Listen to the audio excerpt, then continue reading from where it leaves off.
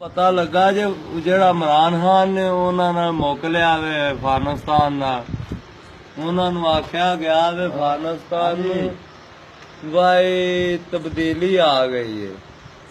ਉਹਨੇ ਕਿਹਾ ਕਿਉਂ? ਉਹਨਾਂ ਕਿਹਾ ਸਾਡਾ ਅੱਗੇ ਨਵਾਜ਼ ਸ਼ਰੀਫ ਨਾਲ ਮੁਆਦਾ ਹੋਇਆ ਵੇ। ਕੀ ਆਂਦੇ ਨੇ ਪ੍ਰੋਟੋਕੋਲ ਨੂੰ ਮੁਆਦਾ ਹੀ ਵਈ ਹੋਇਆ ਵੇ ਤੁਹਾਡੇ ਨਾਲ ਜਿਹੜੇ ਹਾਂ ਤੁਹਾਨੂੰ ਪੈਸੇ ਦਿੱਤੇ ਨੇ ਸਨ 2020 ਤੱਕ ਉਹ ਹੀ ਤੇਰਾ ਸਾਡਾ ਹਿਸਾਬ ਚੱਲਣਾ। ਉਹਨਾਂ ਆਖਿਆ ਨਹੀਂ ਹੁਣ ਇਮਰਾਨ ਖਾਨ ਆਇਆ ਵੇ ਤਬਦੀਲੀ ਹੋਣੀ ਚਾਹੀਦੀ ਹੈ ਵਿੱਚ। ਉਹਨਾਂ ਆਖਿਆ ਫਿਰ ਸਾਡੇ ਕੋਲ ਪਹਿਲਾਂ ਪੁਰਾਣਾ ਮਾਲ ਪਿਆ ਵੇ ਉਹ ਸਾਨੂੰ ਕੱਢਣ ਦਿਓ। ਇਮਰਾਨ ਖਾਨ ਨੇ ਆਖਿਆ ਬਿਲਕੁਲ ਨਹੀਂ, ਮੇਰੇ ਜਿਹੜੇ ਪੰਜਾਬ ਦੇ ਜੀ ਨੇ ਉਹ ਮਰਨ ਲੱਗੇ ਨੇ ਖੰਘ ਕੇ। ਤੁਹਾਡੇ ਜਿੰਨੇ ਤਗੜੇ ਲੋਕ ਨੇ ਨਵਾਜ਼ ਸ਼ਰੀਫ ਸਾਹਿਬ ਨੂੰ ਹੁਣ ਉਹ ਗਰਦਾ ਲੱਭ ਰਿਹਾ ਜਿਹੜਾ ਬਾਹਰ ਜਾ ਰਿਹਾ ਵੇ, ਸਾਨੂੰ ਉਹ ਲੱਭ ਰਿਹਾ ਵੇ ਜਿਹੜਾ ਰੂੜੀਆਂ ਦੇ ਸੁੱਟਦੇ ਨੇ। ਉਹ ਆਂਦੇ ਨੇ ਚਲੋ ਇਹਨਾਂ ਨੂੰ ਦੇ ਦਿਓ ਇਹ ਪੀਣ। ਕਿਆ ਅਸਾਂ ਬਹੁਤਾ ਹੁਣ ਆਪਣਾ ਸਿਕਾਣਾ ਸੀ ਇਹ ਹੈ।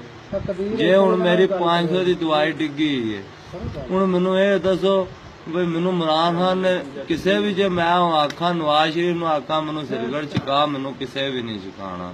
ਮੈਂ ਗਰੀਬ ਬੰਦਾ ਵਾ, ਜਿੱਥੇ ਅੱਗੇ ਮੈਂ 50 ਦੀ ਲੈ ਕੇ ਚੁਕਦਾ ਹੁਣ ਮੈਨੂੰ 500 ਦੀ ਵੀ ਨਹੀਂ ਲੱਗਦੀ।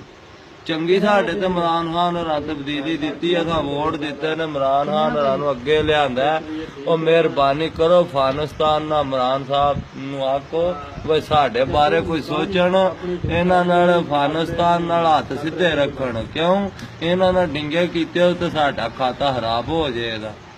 ਤੇ ਮਿਹਰਬਾਨੀ ਇਹ ਤੁਹਾਡੀ, ਜੇ ਕੋਈ 4 ਛਿੱਲਾਂ ਦੇਣੀਆਂ ਵੀ ਉਹਨਾਂ ਨੂੰ ਪੈਂਦੀਆਂ ਨੇ ਅਫਗਾਨਿਸਤਾਨ ਨੂੰ ਹੱਥੋਂ, ਉਹਨਾਂ ਨੂੰ ਦੇ ਕੇ ਤੇ ਆਖੋ 1 ਨੰਬਰ ਮੇਰੇ ਪੰਜਾਬ ਚ ਮਾਲ ਟੋਰੋ, ਮੇਰੇ ਸ਼ੇਰ ਜਵਾਨ ਬਿਮਾਰ ਹੋਏ ਤੇ ਤਬਦੀਲੀ ਜਰਾ ਕਾਇਨਾ ਹੋਣੀ ਚਾਹੀਦੀ।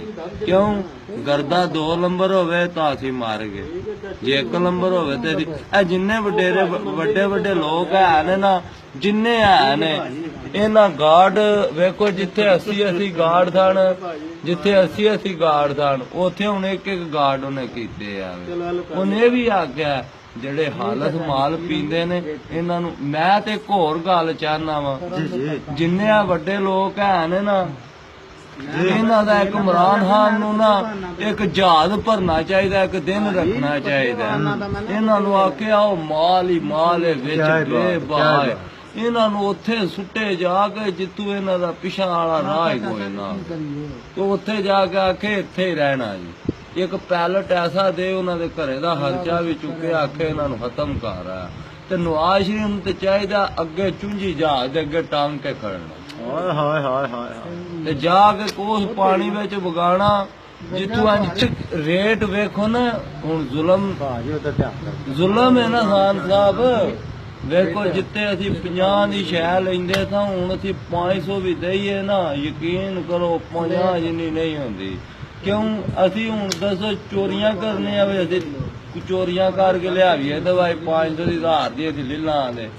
ਆਖਰ ਸਾਡੇ ਹਰਾਜਾਤ ਵੀ ਨੇ ਸਭ ਕੁਝ ਵੀ। ਕਿਆ ਅਸੀਂ ਹੁਣ ਕਿੱਧਰ ਜਾਈਏ? ਇਹ ਹੁਣ ਇਮਰਾਨ ਸਾਹਿਬ ਅੱਗੇ ਸਾਡੀ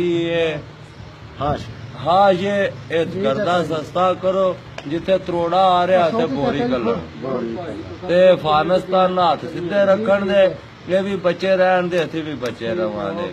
ਤੇ ਮਿਹਰਬਾਨੀ ਕਰਨ ਆਪਣੇ ਪੇਟੀ ਭਰਾਵਾਂ ਪਠਾਣਾ ਨਾਲ ਸੁਰ ਰੱਖਣ, ਲਿਆਦਾ ਕਿ ਉਹਨਾਂ ਨੂੰ ਆਖਣ ਵਾਈ ਸਮਗਲਰ ਠੀਕ ਕਰੋ, ਤੇ ਜਿਹੜਾ ਅਸਲਾ ਇਹਦੇ ਤੇ ਪਾਬੰਦੀ ਲਾਣ।